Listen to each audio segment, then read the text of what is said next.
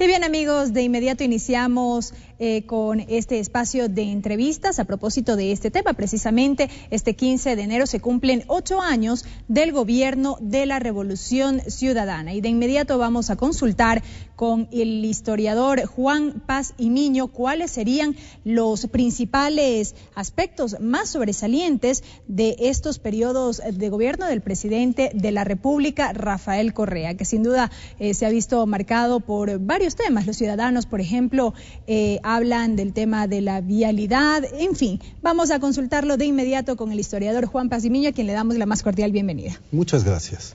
Yo creo que hay que destacar en primer lugar que vivimos un nuevo ciclo histórico desde el 2007, comparable con los ciclos históricos inaugurados en otra época, por ejemplo con la Revolución Marxista de 1845, la Revolución Liberal de 1895, la Revolución Juliana de 1925 y naturalmente esta en que el nuevo ciclo histórico ha implicado un enorme cambio en la vida institucional, económica, política del país por diferentes aspectos. De una parte, el cambio del modelo económico con respecto a los años 80, 90 e inicios del 2000. Tenemos otro tipo de economía que superó el esquema empresarial neoliberal de los años pasados. Se superó también el estado de partidos. Sociológicamente se entiende por estado de partidos aquel en el cual la clase política y los partidos hegemonizaban la vida del país, pero además con desapego frente a las demandas sociales. De otra parte, hemos logrado una recuperación y ampliación de la institucionalidad del Estado. Si es que uno compara lo que ocurrió entre 1996 y 2006, en apenas 10 años, 7 gobiernos y una efímera dictadura, el Estado desinstitucionalizado, las diferentes instituciones en franco descalabro, y lo que ocurre desde el 2007 con una reinstitucionalización del Estado, una afirmación de la institucionalidad pública, un crecimiento del sector que abastece con servicios a la población, etcétera. Entonces se ve que estamos en un ciclo distinto. Y particularmente los logros sociales que la Revolución Ciudadana sin duda puede ofrecer y que son medibles a través de una serie de índices destacados por las propias Naciones Unidas y la CEPAL.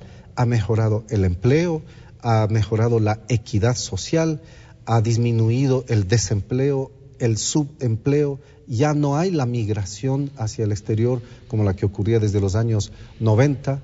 Se ha recuperado también para la población un sentido de valoración humana, de identidad con el Ecuador, y al propio tiempo que el gobierno se ha manejado con conceptos como el de soberanía y dignidad nacional. Es decir, por todo este conjunto de cuadros y otros que podemos seguir anotando, vivimos un nuevo ciclo histórico importante en el desarrollo nacional, pese a que otros sectores van a destacar lo que también hay, dificultades, problemas, errores, pero desde una perspectiva macro es lo que interesa, en primer lugar, ver para hacer un buen análisis.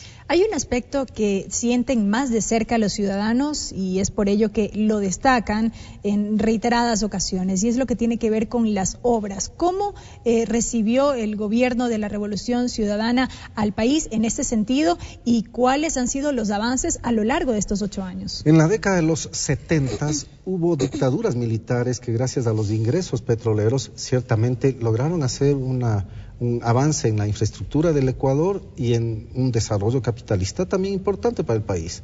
En los años 80, 90 e inicios del 2000 fue cada vez más profundizándose la crisis económica, la crisis de la inversión pública, la debacle de los servicios públicos, y desde los 90 literalmente en el Ecuador no se hacían grandes obras de significación nacional. Hay un vuelco completo desde el 2007 cuando se hacen obras públicas como carreteras, las centrales hidroeléctricas que entrarán a funcionar dentro de poco, crear oficinas, edificios públicos, crear instituciones sólidas para la educación como son las escuelas del milenio, escuelas en el país, colegios que no se fundaban, la reforma universitaria que incluye también proveer de materiales, equipos a las universidades, etcétera. Todo ello ha implicado un enorme gasto público que es insuficiente para lo que el Ecuador necesita para hacer más y más transformaciones. No es cierto aquello de que estamos gastando demasiado. Todo lo contrario, todavía no llegamos a mayores niveles de gasto, pero lo que se ha hecho ya es de un enorme progreso para el país. Sobre todo, por ejemplo, en la obra vial, el rescate del ferrocarril, el fomento, como yo dije hace un momento, de los edificios públicos, incluidos en ello escuelas y colegios. Entonces, la población ha visto que en ese cambio hay una identidad, un deseo de servir a la sociedad, y por ello en 9 procesos electorales ha apoyado permanentemente a las labores del presidente Correa. El 10º no es una elección nacional, es una elección seccional, y ahí hay cambios, de tal manera que el 10º, teniendo también enorme repercusión de respaldo para el gobierno nacional, no es comparable como los otros procesos, pero sin duda en 10 procesos ha habido un apuntalamiento de la ciudadanía a lo que estamos viviendo como nuevo ciclo histórico. Pero ahora bien, respecto de lo que usted citó, en todo aquello que se ha destinado para infraestructura, para vialidad y para todas estas obras de las cuales comentamos, no estaríamos hablando de un gasto como tal, sino de una inversión. Además es una inversión, desde luego.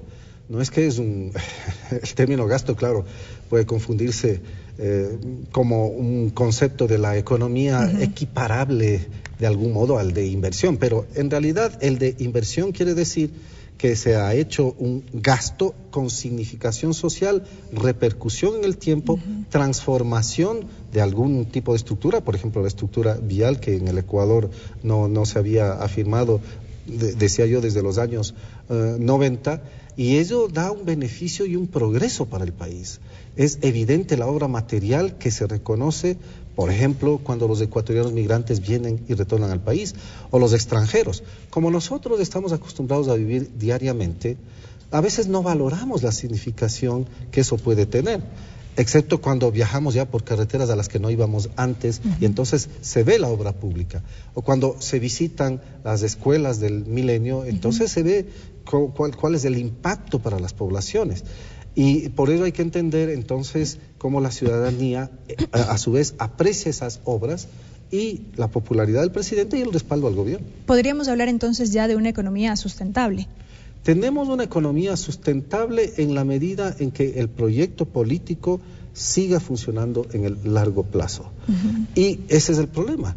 Hay gente de la oposición que pretende revertir lo logrado y volver al viejo esquema del mercado libre y de la empresa privada como ejes para la vida nacional. No son así las cosas. Cambiaron. ¿Es aquello lo que se pretendería desde la oposición? Sí, se pretende. Basta oír lo que dicen los opositores, candidatos visibles que repiten su candidatura nuevamente. ¿Y qué es lo que dicen? Hay que reforzar a la empresa, hay que abrir los mercados, hay que abrir a la inversión pública, a la inversión privada, perdón, tiene que retirarse la inversión pública, estamos gastando demasiado, estas son obras que bien pueden concesionarse. Tras ese lenguaje que se esconde la idea de ese retorno al viejo esquema de la economía basada en el mercado y la empresa privada. Ya cambiamos en el Ecuador, y como historiador puedo decir, en la historia ecuatoriana, cuando ha habido una intervención del Estado y sobre todo con proyección social, es cuando se han hecho los más importantes cambios en el país. Basta ver la Revolución Liberal o la Revolución Juliana, y sobre todo la Revolución Juliana de 1925, que inaugura el papel activo del Estado en la economía. Veamos también la década de los 70, cuando había intervención estatal y con recursos petroleros, bueno, se hizo un proceso de modernización importante para el país. Y hoy estamos viviendo una época en la cual, con buenos recursos, bien aprovechados, se ha logrado una modernización, un avance y sobre todo una atención a la población, porque el gobierno ha combinado dos aspectos. En economía, un verdadero capitalismo social, y en política, un Estado al servicio ciudadano. Y estas dos cosas conjugadas forman lo que el presidente suele denominar el socialismo nuevo, el socialismo del siglo XXI. No ese viejo socialismo que pretendía una estatización completa y que fracasó por haber hecho eso. Entonces estamos en otro ámbito, estamos bajo otros conceptos. La sociedad ecuatoriana tiene que acostumbrarse también a cambiar cambiar la forma de apreciar las nuevas circunstancias. No nos sirven desde la perspectiva académica para nada esos conceptos de hiperpresidencialismo, populismo, caudillismo, neodesarrollismo, neokeynesianismo. Están fuera de foco los compañeros académicos que están haciendo ese tipo de análisis. Entre esos nuevos conceptos que usted cita, en los que nos encontramos actualmente, consta también el del buen vivir, el del summa causa. Sin duda. Además, tomemos en cuenta que estamos orientados por una constitución, la del año 2008, que coloca al concepto del summa causa y del buen vivir como eje y orientación de construcción permanente de una sociedad. ¿Cuándo alcanzamos el buen vivir? ¿Cómo aterriza justamente este concepto entre la ciudadanía? ¿Cómo alcanzamos el buen vivir y cuándo alcanzamos el buen vivir? Ante todo es como un principio igual al de democracia. La democracia no es que ya se alcanzó y ya no hay nada más que hacer. Siempre es un concepto que ilustra y guía lo que debe hacerse para efectos de favorecer a la sociedad.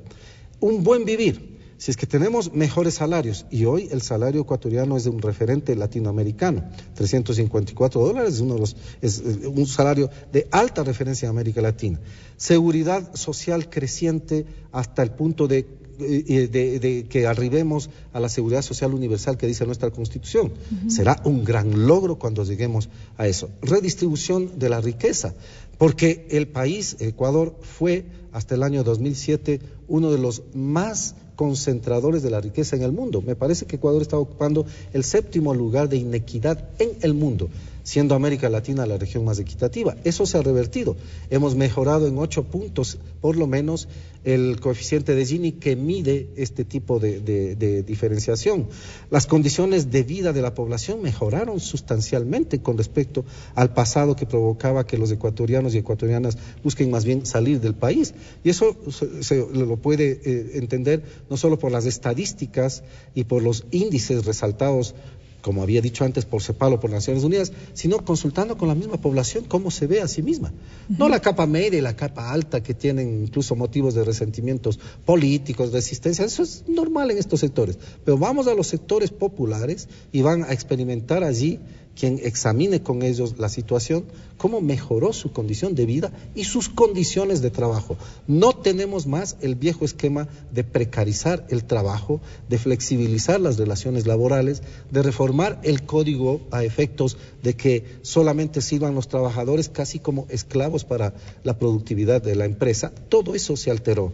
Hay un consumismo incluso generalizado en la población, que no hay por qué despreciarlo, sino entenderlo en el sentido de que también permitió un mejoramiento de las condiciones de vida y por ello la calidad de la situación social ecuatoriana mejoró sustancialmente. Doctor, ahora si bien saltan a la vista todos estos logros, todos estos avances para el país, también hay otros aspectos que han sido cuestionados, particularmente por voces de la oposición, que dan cuenta de una supuesta falta de libertades en el país, entre ellos la libertad de expresión. ¿Es evidentemente esto así?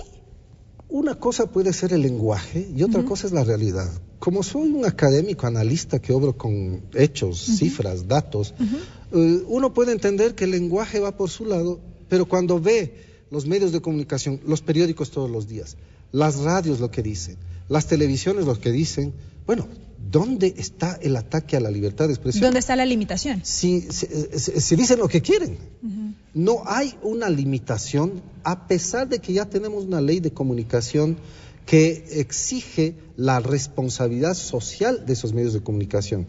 Incluso con todo y ello, muchas veces exageran, muchas veces sueltan algún tipo de información que ni siquiera está comprobada. Así es que hablar de que hay un atentado a la libertad de expresión es por lo menos ridículo. Yo estudié, para poner un punto especial, yo estudié en España y en la época franquista. Cuando allí hay censura, bueno, eso es lo que hay que entender. Había un censor que revisaba los periódicos, que revisaba las noticias, que decía esto no sale, esto sí sale, esto se hace así o no se hace así. Y eso se extendía a la radio, se extendía a la televisión, se extendía al teatro, se extendía a la literatura. Yo recuerdo, compraba libros en que había toda la redacción aquí y de repente aquí, párrafo censurado. Hasta en la literatura. Esas son las formas de censura, no lo que existe en el país. En el país existe absoluta libertad de expresión, de medios de comunicación, se reforzó la democracia, se reforzaron las libertades, se reforzaron los derechos. Eso es lo que hay que verlo desde una perspectiva macro y no poner ejemplos puntuales y particulares para tratar de demostrar que lo macro no para está generalizar. funcionando. Así es. Claro. Doctor, ya para ir cerrando esta entrevista, finalmente, ¿cuál es el mensaje entonces que deja este gobierno con estos 8 años precisamente al frente del poder y tomando en cuenta este antecedente del que veníamos, ¿no? Caídas de los gobiernos de turno. Yo creo que vivimos una época de estabilidad importante para el Ecuador, pero no puede descuidar ni el gobierno ni Alianza País lo que falta por hacer. Y entre otras cosas, por ejemplo, comparativamente con Venezuela o con Bolivia, ha faltado la organización y la movilización de los sectores populares. Cierto es que han apoyado electoralmente, pero otra cosa es contar con una base social organizada y movilizada que apuntale permanentemente el proyecto de cambio. Eso uno. Y dos, naturalmente, proyectar el proceso de la Revolución Ciudadana más allá también de la propia figura del presidente Correa. Claro que el presidente Correa tiene un liderazgo inédito en la historia ecuatoriana en los últimos 50 años, pero también tenemos que pensar que después de él necesitamos mantener un proceso que afirme aún más este tipo de proceso revolucionario que se vive y que busque construir cada vez una mejor sociedad. Y de ahí la necesidad de formar nuevos cuadros. Y de ahí la necesidad de formar nuevos cuadros y de cambiar la cultura, la ideología, las concepciones políticas en el país para que la ciudadanía se apodere más todavía de la construcción de su propio camino, que eso es lo que interesa. Y las impresiones del historiador Juan Paz y Miño con esta breve evaluación de estos 8 años de gobierno de la Revolución Ciudadana. Gracias su presencia y como siempre bienvenido. Gracias. Amigos, nos vamos a una pausa, no se vayan, enseguida más noticias aquí en nuestra asamblea, el informativo de la televisión legislativa del Ecuador. El noticiero Nuestra Asamblea llega a sus hogares por la señal de la televisión legislativa a través de sus canales 42 en Quito, 22 en Guayaquil y 27 en la ciudad de Cuenca. También por internet a través de envivo.asambleanacional.gov.es.